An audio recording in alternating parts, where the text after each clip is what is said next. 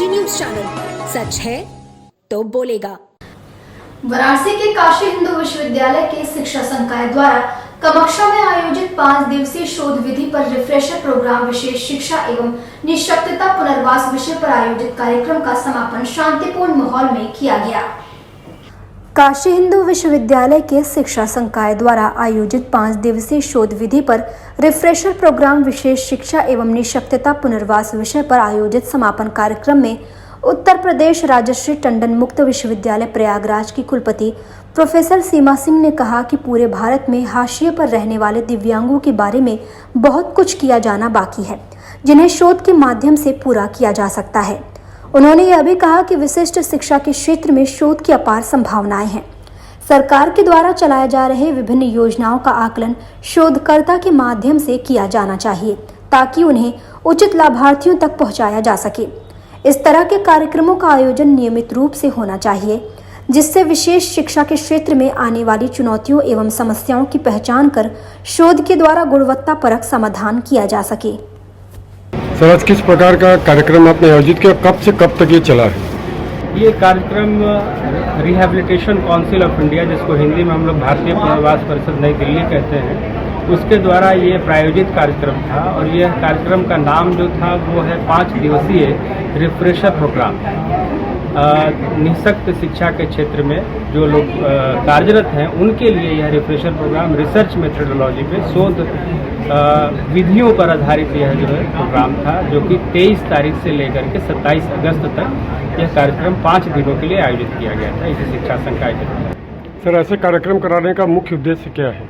बिल्कुल सही सवाल है। ये चूँकि इस प्रकार के जो कार्यक्रम होते हैं वो इन सर्विस टीचर्स के लिए होते हैं, जो ऑलरेडी कहीं न कहीं पर सेवा में रत होते हैं, सेवा दे रहे होते हैं। उनकी पुनश्चर्या के लिए, रिफ्रेशमेंट के लिए, उनके पढ़ाई लिखाई को अपग्रेड और अपडेट करने के लिए, और यह जो है शोध विधि पर आधारित यह पुनश्चर्या था या रिफ्रेशर प्रोग्राम था।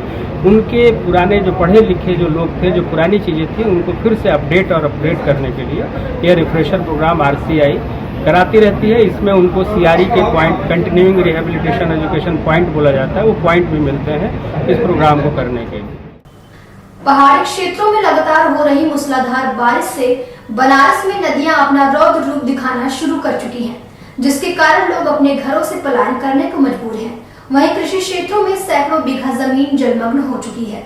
वाराणसी में केंद्रीय जल आयोग के द्वारा दोपहर को जारी आंकड़ों की माने तो गंगा नदी न सिर्फ वार्निंग लेवल बल्कि डेंजर लेवल से भी ऊपर बह रही है। जहां शहरी इलाकों में बाढ़ का पानी लोगों के घरों में प्रवेश करने लगा है, वहीं दूसरी तरफ गांव की बात की जाए तो मवेशियों के लिए भी कोई व्यवस्था नहीं की गई है, जिससे पशु मालिक काफी चिंतित नजर आ रहे हैं। रोहनिया क्षेत्र के बेटावर में बाढ़ का पानी लोगों के घरों में प्रवेश कर चुका है और पर्याप्त सुविधा न मिलने का स्थानीय नागरिकों ने आरोप लगाया है। स्थानीय नागरिकों का कहना है कि जब इस विषय पर SDM से बात की गई तो उन्होंने पर्याप्त सुविधा उपलब्ध कराने की बात की, परंतु ऐसा कुछ नहीं पाया गया। वहीं बात जनता के प्रतिनिधियों की जाए तो वह भी अभी तक क्षेत्र में भ्रमण करने नहीं आए हैं। यहाँ पे बाढ़ का पानी भरा हुआ है, यहाँ पे किसी घर में है तो कहाँ पे वो लोग हैं? अभी देखिए, नेकपाल साहब और सेक्रेटरी साहब आए थे और ग्राम प्रधान जी लोग, उनको बाढ़ राहत चौकी केंद्र बना हुआ है बच्छाव पे, वहाँ पे बोले हैं जी, मतलब जो जैसे जैसे जिसके घर में पानी घुस रहा है उसी तरह लोगों को वहाँ पे व्यवस्था किया गया है। कहाँ? बच्छाव में बाढ़ चौकी है। जो पशु जो रखे हुए हैं, तो क्या पशु का भी व्यवस्था के लिए बताए हैं कि मतलब चारा या कुछ भी दिया जाएगा? अभी तक सर पशुओं के लिए कोई चारा वारा की व्यवस्था नहीं है, लेकिन यहाँ पे जो समस्या है चारे का, किसानों का जो है, लोग यहाँ पे बहुत पशु, देखिए आपके सामने बहुत ज़्यादा लोग रखे हुए हैं। पशुओं की समस्या भी शासन प्रशासन द्वारा कोई चारा वारा कोई सहयोग नहीं है, कोई अभी सहयोग नहीं है। गंगा इतनी उफान पे है और गांव क्षेत्र में पानी घुस चुका, तो इस पे क्या व्यवस्था सरकार की तरफ से आप लोग को मिला हुआ है? कुछ बस वही व्यवस्था मिला कि बाढ़ राहत स्थल बना हुआ है, वहाँ पर लोग जिसके घर में पानी जा रहा है वहाँ जाकर रह सकते हैं। पशु के लिए कुछ व्यवस्था, तो पशु कहाँ पे जाएंगे? तब उन लोग के लिए तो व्यवस्था है, तो मगर पशु के लिए व्यवस्था कुछ बात किए हैं प्रधान जी या नहीं? अभी ऐसा कोई सूचना नहीं है सरकार की तरफ से या ग्राम पंचायत की तरफ से कि पशु कहाँ अपना ले जाए या क्या करे उसकी। काशी का कृषि प्रधान रमना क्षेत्र बाढ़ के कारण जलमग्न हो चुका है। स्थिति ऐसी है कि सैकड़ों बीघे जमीन पर किसानों द्वारा उगाई गई सब्जियां और फसलें बर्बाद हो गई हैं। वहीं मीडिया से बातचीत में स्थानीय प्रधान अमित पटेल ने बताया कि प्रतिवर्ष ऐसी ही स्थिति बनी रहती है। हर बार फसलें बर्बाद होती हैं, परंतु प्रशासनिक अमला कोई कदम नहीं उठाता है।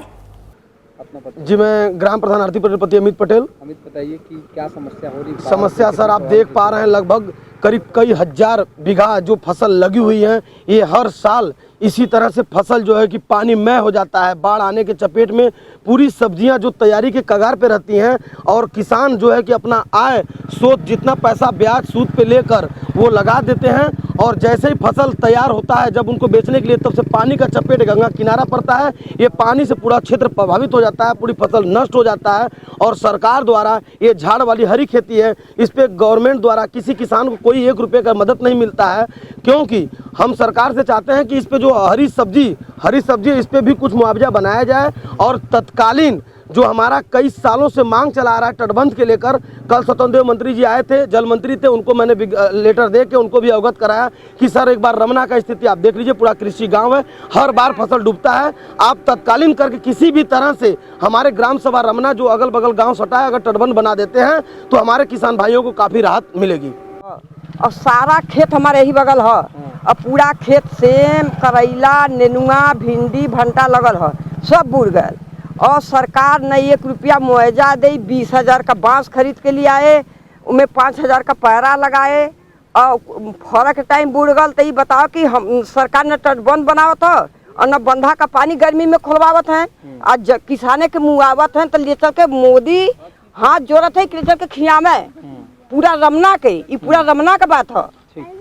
वाराणसी के मानवाधिकार जन निगरानी समिति people's initiative for participatory action on food labelling एवं सावित्रीबाई फूले महिला पंचायत द्वारा United Nation voluntary fund for torture victim व International Rehabilitation Council for torture victim के संयुक्त तत्वावधान में संवैधानिक अधिकार स्वास्थ्य व पोषण पर लोक विद्यालय का आयोजन एक निजी होटल में किया गया। United Nation voluntary fund for torture victims व International Rehabilitation Council for torture victims के संयुक्त तत्वावधान में संवैधानिक अधिकार स्वास्थ्य व पोषण पर लोक विद्यालय का आयोजन भेलूपुर स्थित एक निजी होटल में किया गया। इस दौरान कमिटी टू प्रोटेक्ट जर्नलिस्ट के सलाहकार व वरिष्ठ पत्रकार कुणाल मजूमदार को जनमित्र सम्मान भारत से सम्मानित किया गया। यह सम्मान उन्हें महंत विश्वंभर नाथ मिश्र और पंडित विकास महाराज सहित अन्य विशिष्ट लोगों की मौजूदगी में दिया गया। इस दौरान कुणाल मजूमदार ने कहा कि स्वतंत्र और निष्पक्ष समाचार मीडिया के संचालन के लिए प्रेस स्वतंत्रता और पत्रकार की सुरक्षा अनिवार्य है।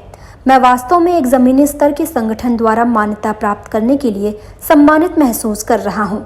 इस मौके पर संयुक्त रूप से 2 वरिष्ठ पत्रकारों द्वारा लिखी गई पुस्तक का विमोचन भी किया गया।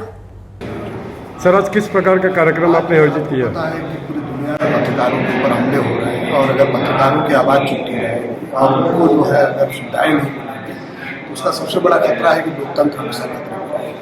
इसलिए आज 3 पत्रकारों को हम लोग सम्मानित करने का काम कर रहे हैं। जो सबसे बड़ी कमेटी है जो दुनिया में पत्रकारों को बचाती है, committee for protect to journalist Sydney America में स्थित है, उसके साउथ एशिया के जो हेड है मजूमदार को जनमित्र सम्मान दे रहे हैं और एक वरिष्ठ पत्रकार विजय विनीत की किताब।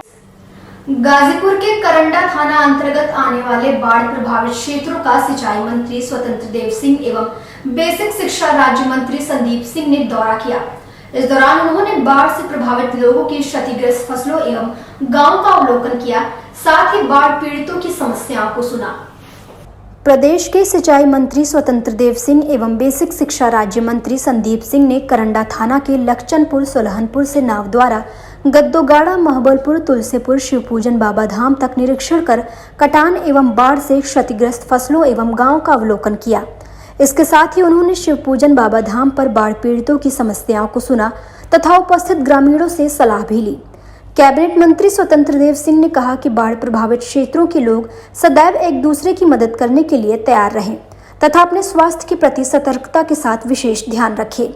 वहीं बेसिक शिक्षा राज्य मंत्री स्वतंत्र प्रभार संदीप सिंह ने बाढ़ पीड़ितों से कहा कि अभी 2-3 दिनों तक बाढ़ का पानी बढ़ेगा, इसलिए सतर्क और बचकर रहने की जरूरत है। कुछ 2 दिन पानी बढ़ सकता है, फिर उसके बाद 2 दिन के बाद नहीं बढ़ेगा। फिर अपने माई अपने रास्ते पर धीरे धीरे कम हो जाएगी। अपने विचार रखें हम सब, क्योंकि ये एक प्राकृतिक आपदा है और जब इस तरह की कोई आपदा आती है तो उसको ईश्वर के अलावा और कोई उसको संभाल नहीं सकता है। लेकिन हम सब लोग जितना आप सब लोगों का सहयोग बन सके सरकार के द्वारा, जितना सहायता हम सब लोग कर सकते हैं, हम सब लोग पूरा प्रयास कर रहे हैं। और इसीलिए आज मैं और मंत्री जी साथ में जितना भी बाढ़ से प्रभावित हमारा एरिया है, जितना जो हर गांव बाढ़ से प्रभावित है, इन सारी चीज़ों का हम सब लोगों ने निरीक्षण किया है और इसका जायजा लिया है। सारी जानकारी को हम सब लोग माननीय मुख्यमंत्री जी तक भी लेकर के जाएंगे और जो भी उचित उपाय होगा आने वाले 2-4 दिनों के अंदर इस पर काम शुरू करवा करके बहुत जल्द आप सब लोगों के लिए सहायता करेंगे। आने वाले 2-3 दिन मुझे लगता है कि अभी और हम सब लोगों को सतर्क रहने की आवश्यकता है। जो बाढ़ का पानी है अभी 2-3 दिनों में और बढ़ सकता है, ऐसी आशंका है। तो हम सब लोग अभी सतर्क रहें। आने वाले 2-3 दिन और 3 दिन के बाद में ऐसी जानकारी है कि पानी अपने आप कम होना शुरू हो जाएगा, लेकिन अभी 3 दिन तक थोड़ा चिंता करने की आवश्यकता है। और अब वक्त है एक छोटे से ब्रेक का। आप देख रहे हैं डैन काशी न्यूज चैनल, सच है तो बोलेगा।